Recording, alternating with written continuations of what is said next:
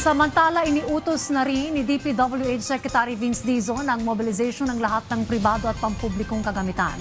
Ayon sa kalihim, masyadong malaki ang naiwang pinsala ng lindol, lalo na sa Glan, Sarangani, at hindi niya kakayanin kung mga kagamitan lang ng DPWH ang gagamitin.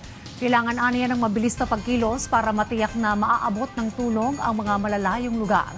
Samantala, sinabi naman ni DepEd Secretary Sonny Angara na hindi pa matiyak sa ngayon kung kailan maibabalik ang face-to-face classes sa mga apektadong lugar dahil kailangan mo nang matiyak ang structural integrity ng mga eskwelahan.